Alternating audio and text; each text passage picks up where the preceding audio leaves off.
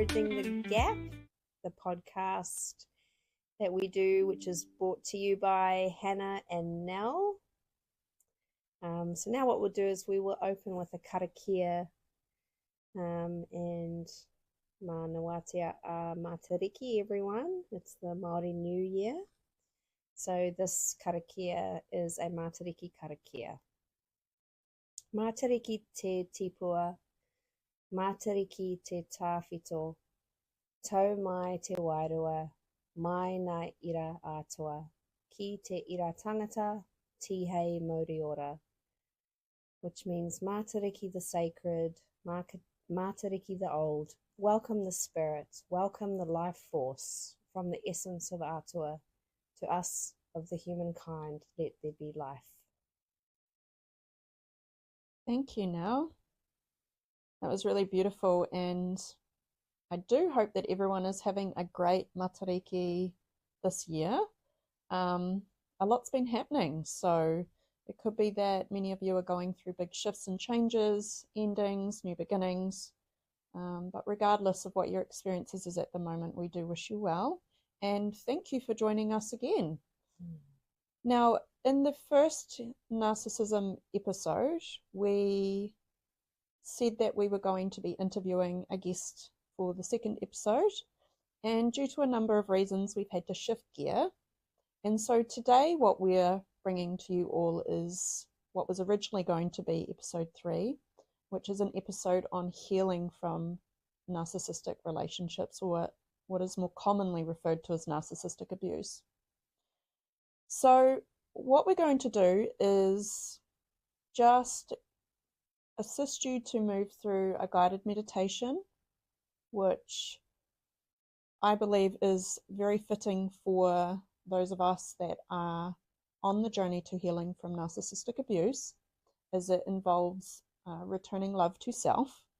And then what we're going to do is recap a little bit from last episode, and then move through a bit of a conversation, a discussion around how to heal from narcissism, from narcissistic abuse.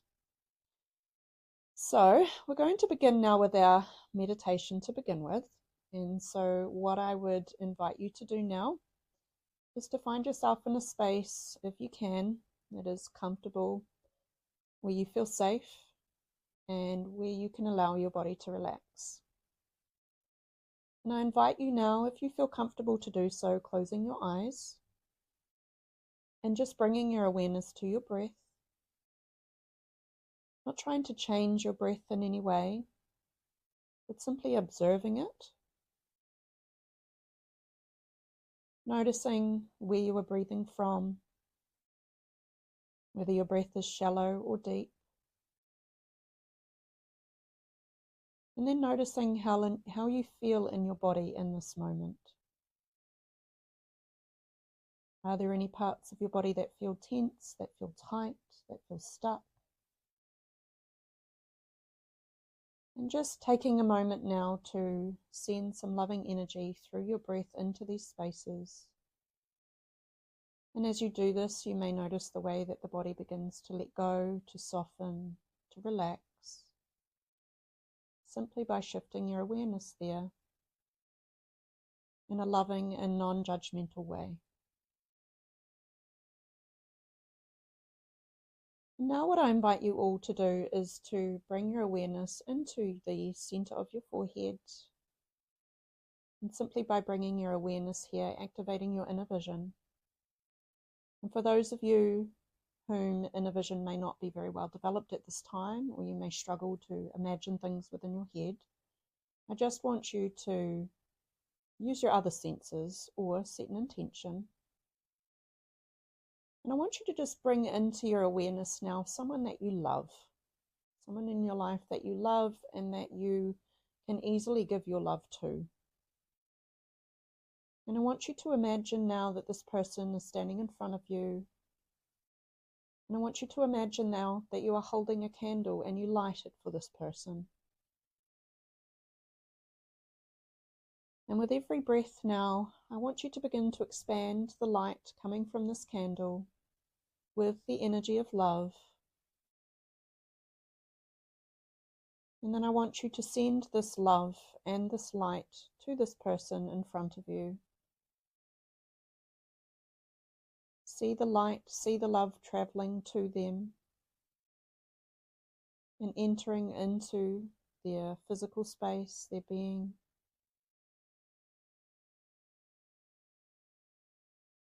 Wonderful. And as you send them love, you send them healing, you send them compassion, you send them joy. And as you're feeling, sensing, seeing, or intending to send this person love, I want you then to imagine, sense, feel, or intend that this love begins to return to you. Feel this energy of love coming into your being, into your heart space, into your energy field. And allow yourself to receive this love. Feel it moving into any places within your being that might feel heavy, where you might be holding unresolved emotion. And just absorb it, receive it. Remind yourself that you are worthy of this love. You deserve this love. And just as you give love outwardly, you are entitled to and deserving of receiving love. And I want you to just expand this feeling of love towards yourself. Expand this feeling of worthiness, deservingness, compassion.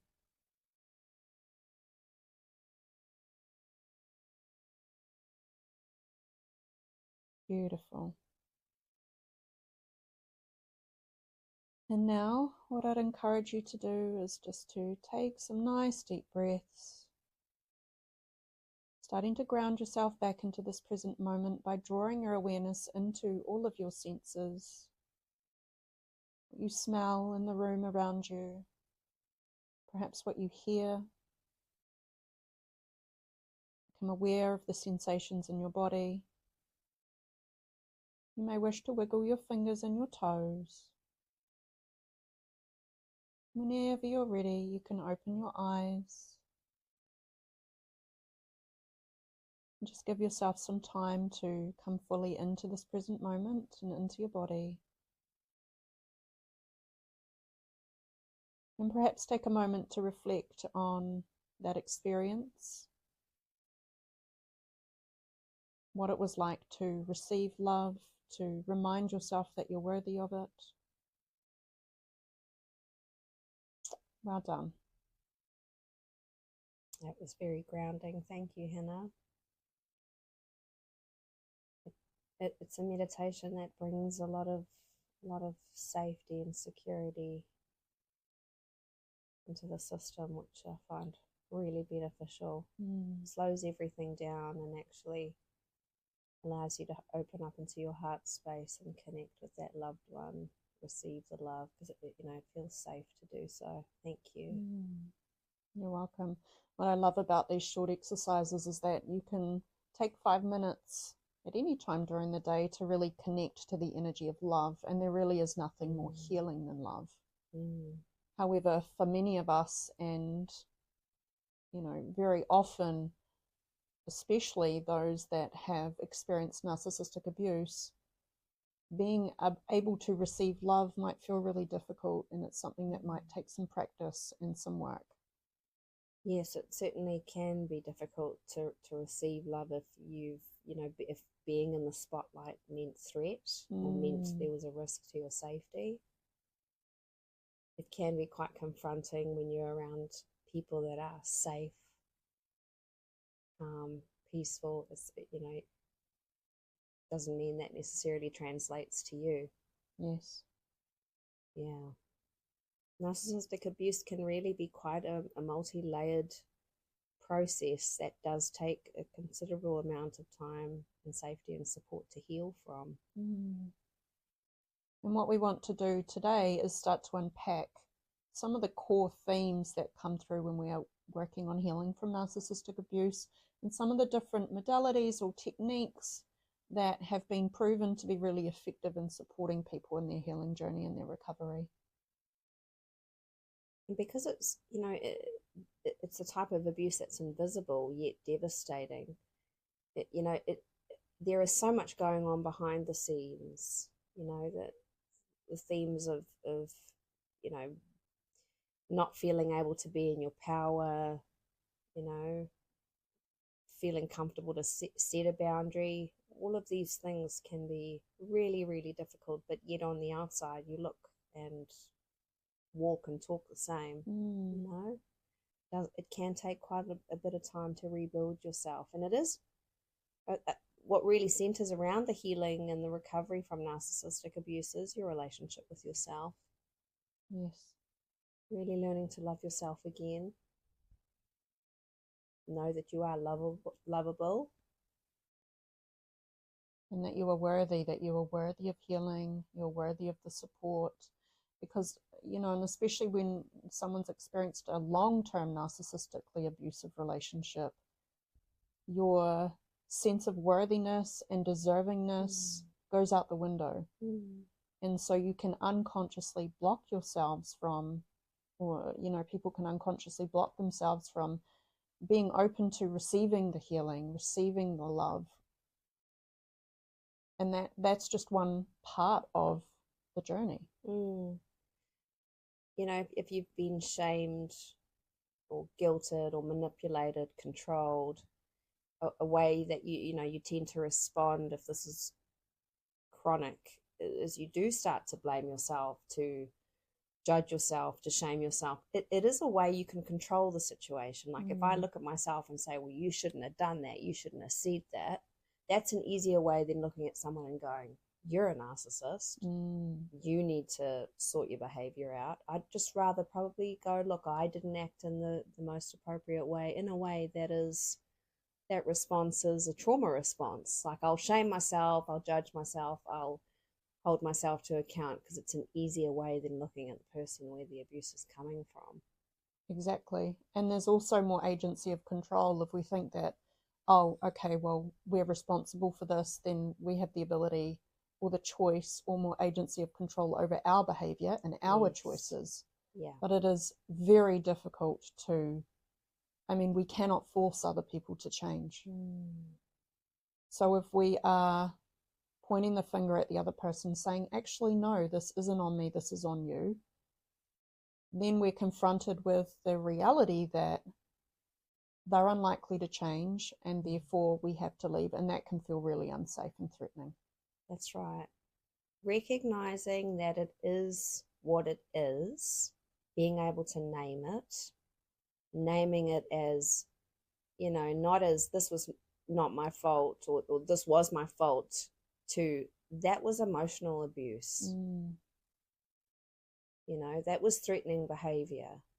Those are critical steps in how we can reclaim our truth, our experience, because we're so easily gaslit and, judged and told off that we can really start to feel like, what is the truth?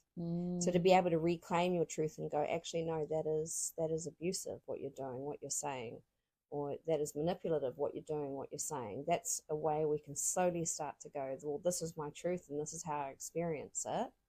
What do I need to do next? As opposed to, I'm going to shame myself, guilt myself, shrink myself, withdraw, people please. It's like, no, actually, that's a boundary violation. I don't appreciate being spoken, but that's a process, isn't it? It is. You need so much in place to be able to do that. Yes. And I think from all the people I've worked with that have been through narcissistic relationships, and I often tend to have clients come in the door that are about to move through the process of leaving, or at least recognizing that they need to. And what I see, and one of the most important shifts, is that people start to name it for what it is, and they start to acknowledge the behaviors and the impact for what it is.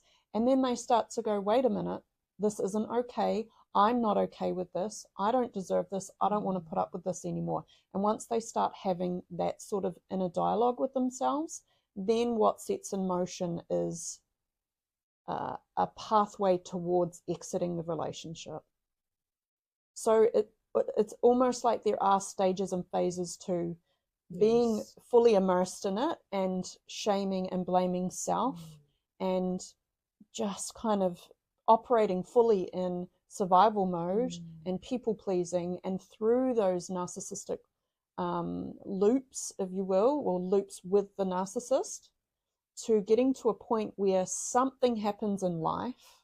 And sometimes that's just deciding to go into therapy, or meeting a friend that you can talk to about it, or whatever that shift is that happens in life, that changes the perspective, that changes that narrative about it, that helps that person actually accept and come to terms with what's really going on.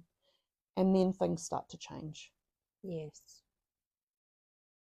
It's like stabilization, right? How can I stabilize in this chaos? Well, I need to see it for what it is and make a choice. Yes. I could choose to continue in this, but then I'm choosing to keep going in that cycle, or I can say, I can't do that anymore. It is around how we can stabilize the nervous system, because, you know, if you're in chronically dysregulated states and you're in survival mode, how do you stabilize the nervous system? And that is usually how the narcissist likes it to be, that you're destabilized because you're easier to control. So it's like, how do you create a safe support system? And all it takes is one trauma-informed person to go, that's not okay. And that can be the shift. But if you're not around people like that, if you're chronically isolated, if you're, you know, your world has become so much smaller, it takes so long, doesn't it? Yeah. People can be in these relationships their entire adult life, and it just becomes their norm. People just accept that that's their life, and there can be so much justification that happens, and that's just comes from a place of self-preservation, and by no means do we judge anyone for that. But in my experience, when people do start to name it for what it is, there's a shift that happens internally where it's like, okay, I can no longer justify this, because I'm coming out of this place, which is very much rooted in survival, of justifying and avoiding and minimizing and dismissing what this is, to, okay, I'm naming it for what it is. And now I really can't justify that anymore. And then comes the next stage, which is, how do I get out of this relationship? And oh God, if I leave, what are the consequences? You know, how, you know, is harm going to come to me? And so then there's a whole other road, or a whole other set of issues that begin to surface. That's right, because it could mean having to start again in many areas of your life due to how isolated you have been in this. And it can be a series of having to rebuild your whole life. And where it really starts is getting to know and befriend the state of your nervous system. You're likely to have a really sensitized nervous system. Essentially, it's a nervous system that's taken so many shocks that the shock absorbers have worn right thin. And you're frazzled, fragmented, you know, it can feel really discombobulating. Stabilizing your nervous system, knowing what is the state of my nervous system, am I in a chronically dysregulated state, and finding ways to ground, I think, is one of the first steps to try and create health in the system. Safety, security, grounding. Yeah, you're right. And from that place, then one can start to look at often the physical, practical aspects, but also then the deeper layers, the shame, the guilt, the self-blame, all that unresolved emotion, some of the patterns, behavioral patterns of abandoning your needs to please the other person, whatever it is. So this recovery is quite a journey. It is. You know, essentially you're working with multiple systems in your body that are either in overdrive, overactive, underactive, non-existent. You know, like you're really needing to get to know your body and your brain and your heart again. Yeah. and to get to know yourself. Yes, to be able to rebuild your identity is a huge part of healing from narcissistic abuse, because we know that it can erode your self-esteem and, autonomy. So being able to tune into your body, knowing what feels safe, what feels unsafe, and being able to really discern safety and unsafety, essentially. And if you're so used to being around unsafe people, particularly an unsafe nervous system, you really do tend to put up with a lot more than what you should. Yes. Just because you're used to it doesn't mean it's good for you. Yeah. And this is the thing about the nervous system, is what is familiar to us at the level of the nervous system is what we'll unconsciously be drawn to, even if it's harmful. And this is why often people will be drawn back into harmful situations or relationships that are harmful, because their nervous system is saying, well, this is what's familiar. And what's familiar is predictable, and therefore it's safe, which sounds a little screwy, but at that deeper unconscious level, at that nervous system level, that's often what's happening. It is. People say, oh, you're just repeating the pattern, attracting the same partner. Well, we're not repeating the pattern. We're trying to resolve the pattern. We're trying to, yeah, sure, we're attracted to that person that's probably got similar traits to one of our primaries, but it's because there's younger parts of us really just wanting to finally close this damn loop. Exactly. And this is a core component to healing from narcissistic abuse. It's going to, where did this originate from? And almost always that is a parent or a primary attachment figure during early childhood. There's a reason why we end up in these relationships as adults, and it, generally speaking, doesn't start in adulthood.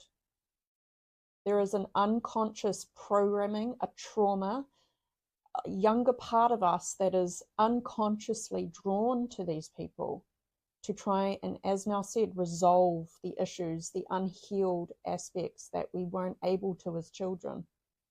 Exactly. If you're a child, you are not equipped to deal with a narcissist. So if you've developed strategies and ways to deal with a narcissist as a kid, they are likely maladaptive, not serving you, sabotaging you in your adulthood. And like Hannah said, you've got to go straight to the primary wound. It may have been mum, it may have been dad that was the original narcissist. That's where you need to go and heal from, so that you don't keep attracting these people that you're kind of unconsciously wanting to play out these loops with. So really being able to tune into your body, what feels safe, what feels unsafe, and really know it. Know what peace feels like. Know what, disturbances, chaos, drama feels like on an energetic, physical, emotional, mental level.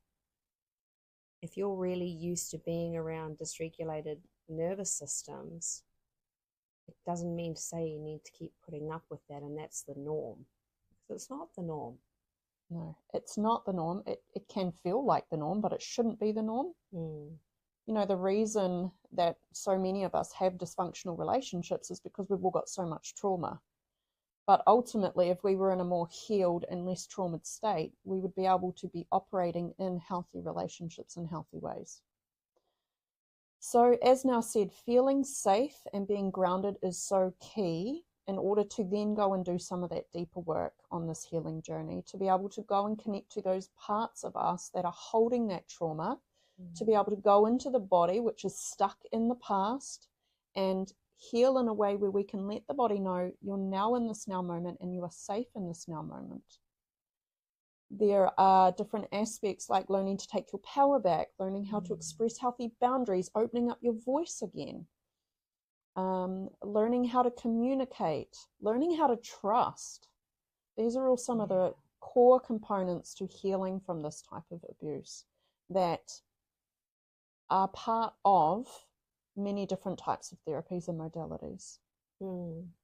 It is a daily regulation practice too. We don't recommend people come into this once a week for an hour.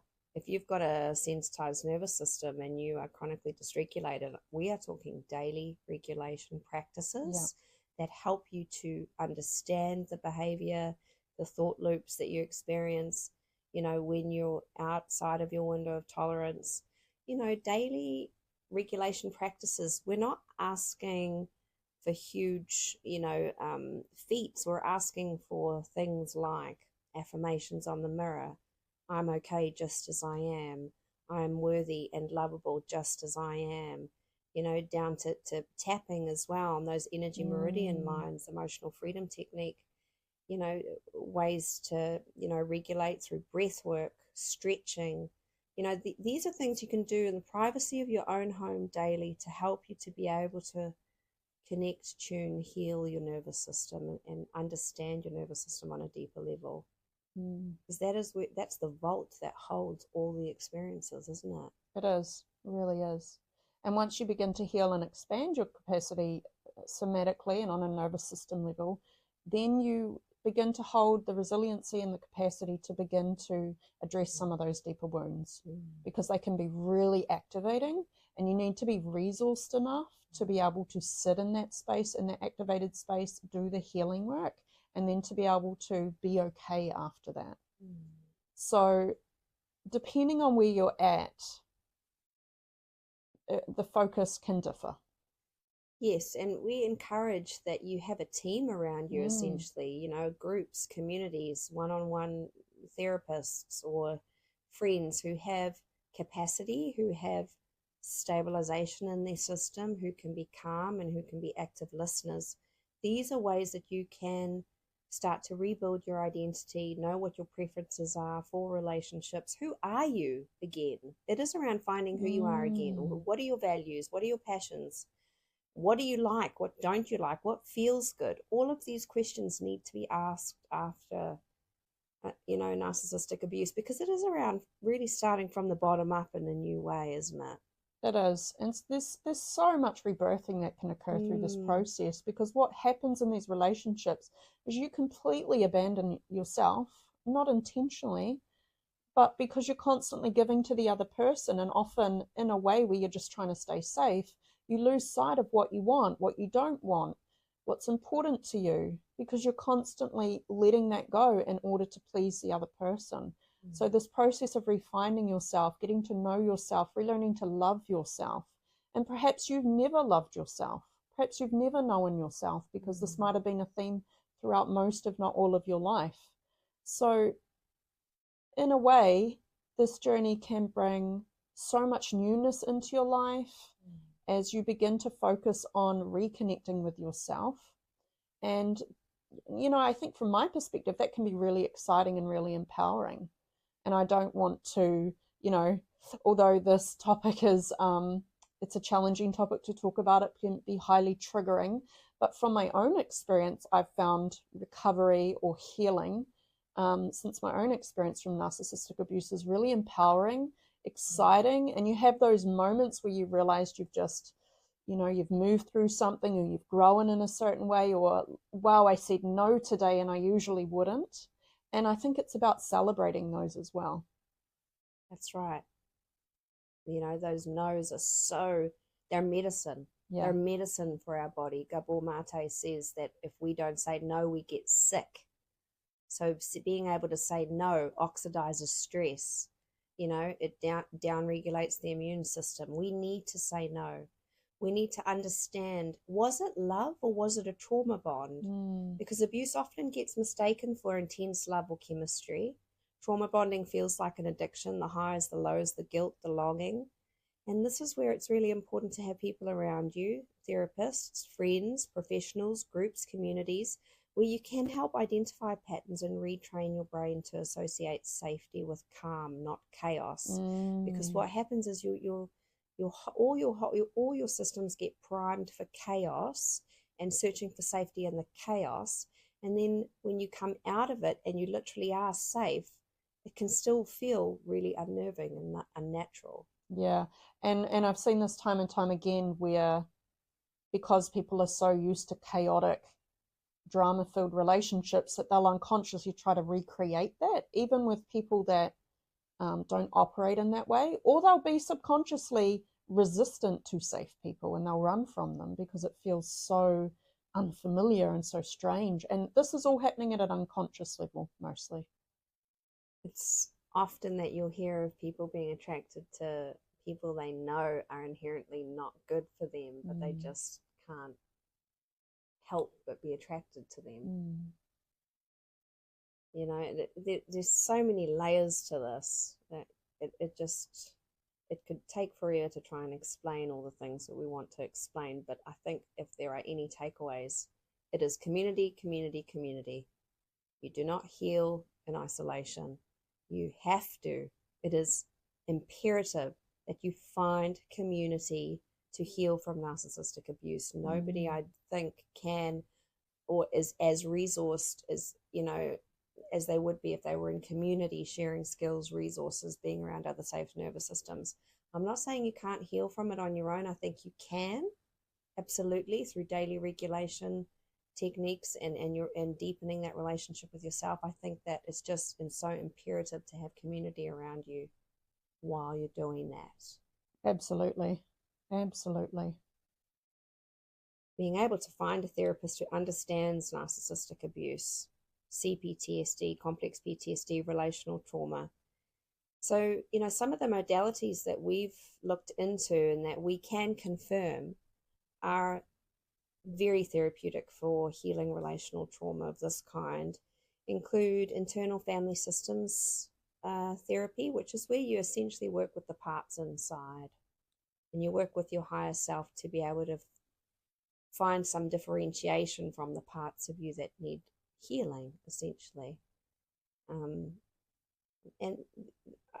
in my experience, somatic therapy is a really important aspect of healing from narcissistic abuse because it's all in the connective tissue. It's in the fascia. Yes. And what we know about the fascia is it's in this electromagnetic frequency highway, the sensory highway that reads and tunes in and informs us in terms of the people around us, our physical environments, and if we are in a narcissistic abuse connection with somebody, that connective tissue, it gets dry, it dehydrates, it gets knots. We start to, every time we experience a negative emotion, it impacts the fascia, it bundles it up.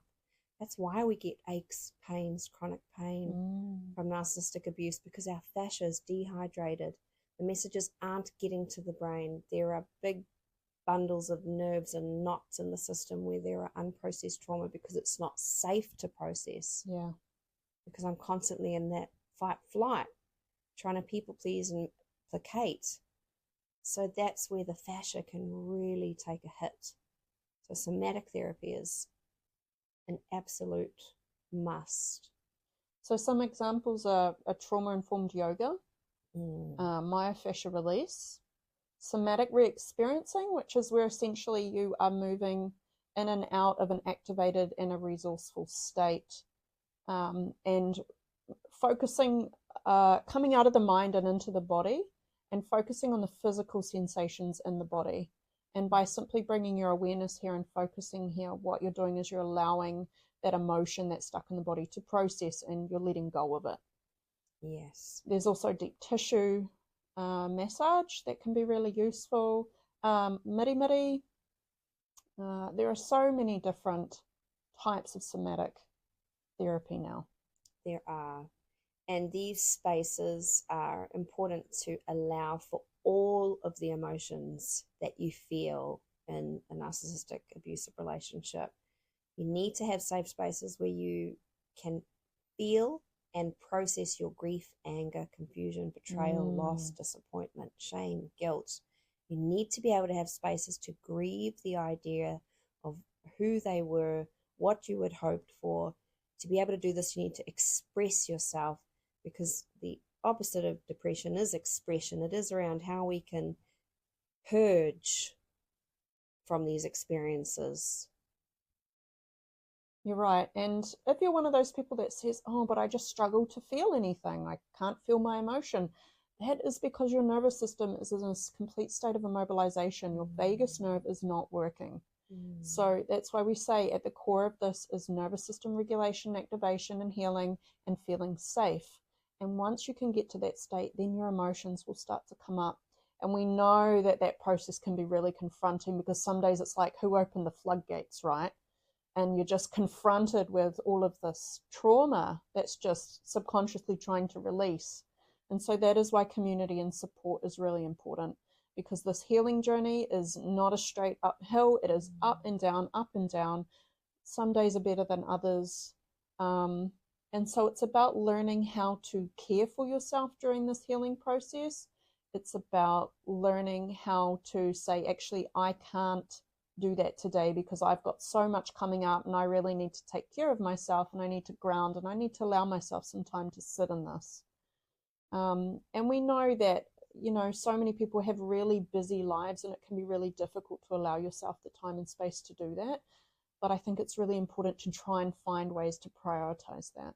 Yes. And, you know, perception is really important. Expect to be triggered. Yeah. Expect flashbacks. Expect self-doubt and those shame attacks, because, you know, this is what your body's held and needs to get rid of to heal. To be able to, you know, affirm to yourself, I'm allowed to feel, I'm allowed to heal when you are triggered, going, okay, this is an opportunity to heal. This was stored in my nervous system, so better out than in. Didn't realize it was going to hit me the way that it did.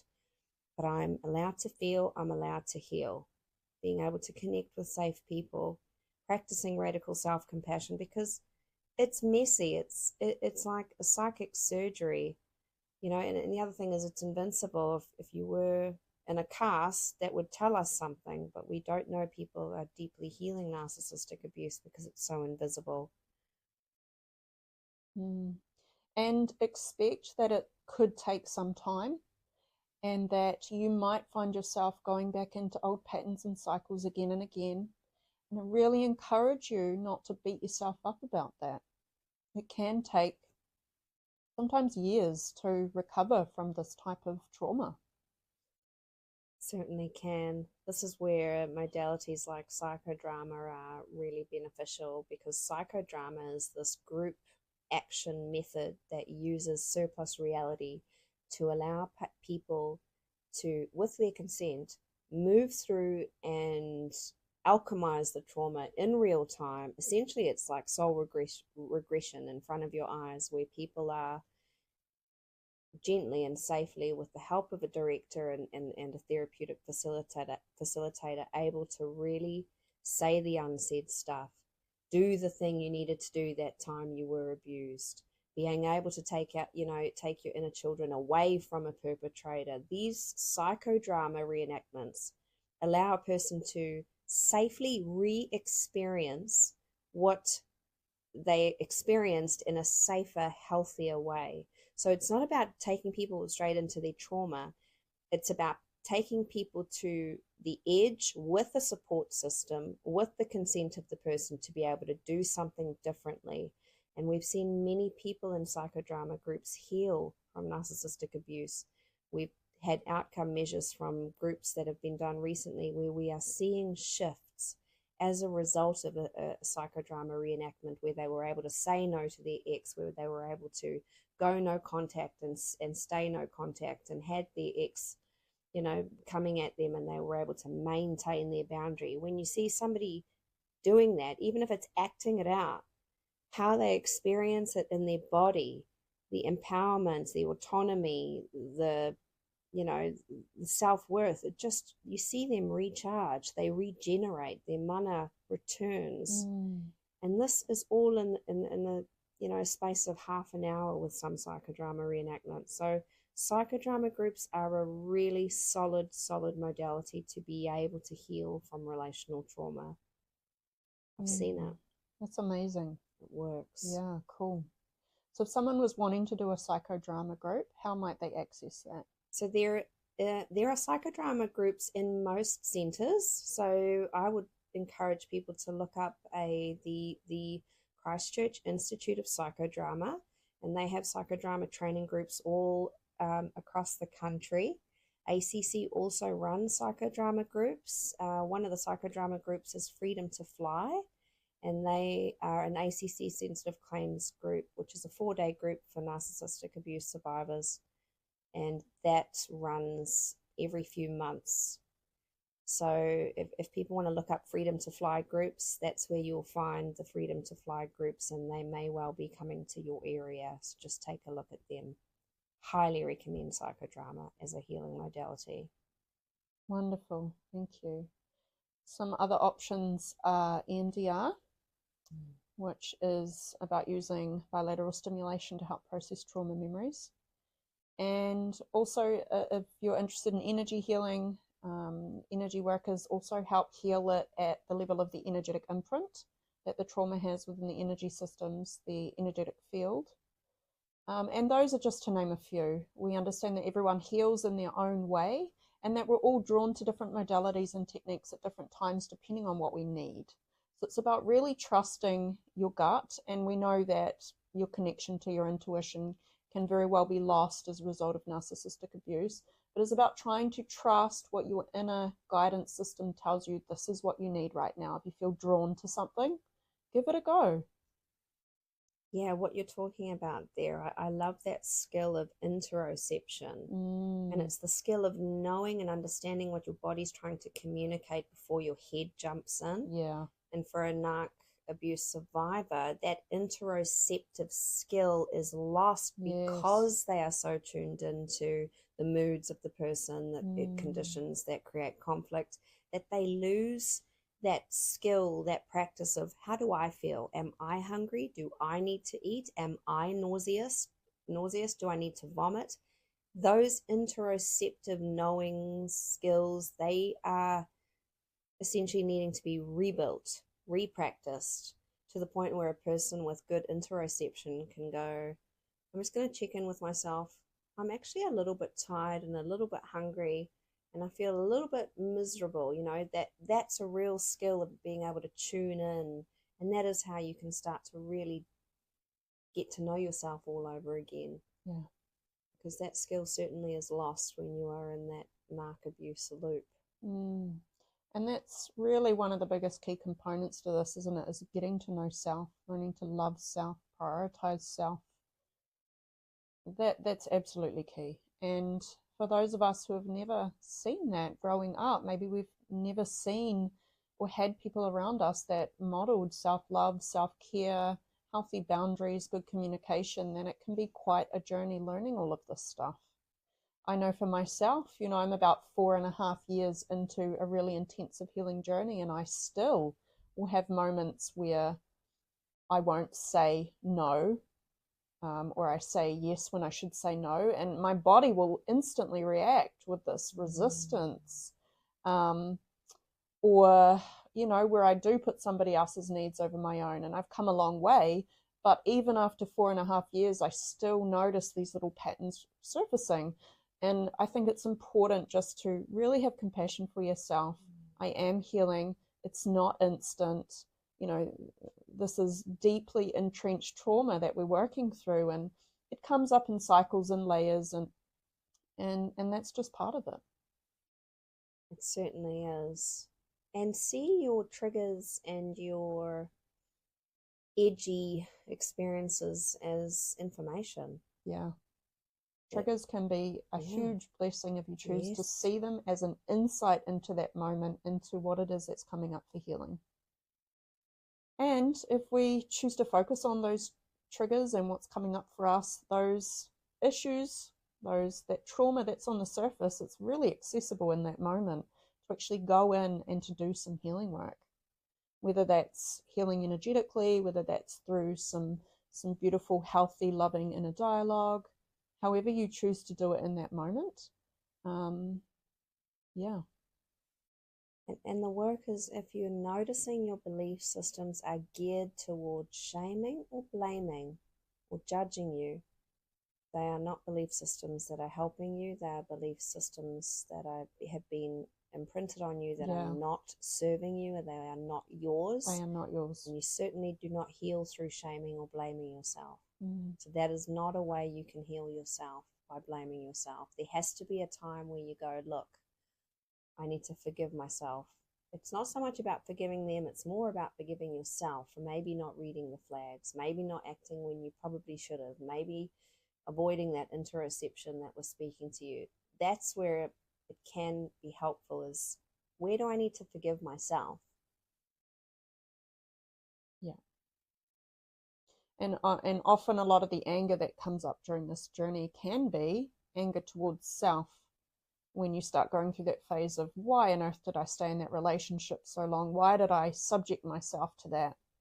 So it's recognizing where that anger belongs and healing it at its core as well. I just felt like that was something I needed to say. Really, really important. Thank you, Hannah.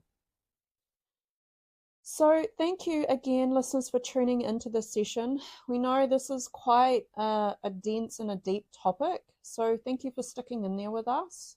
We're going to shift gears a little bit next episode.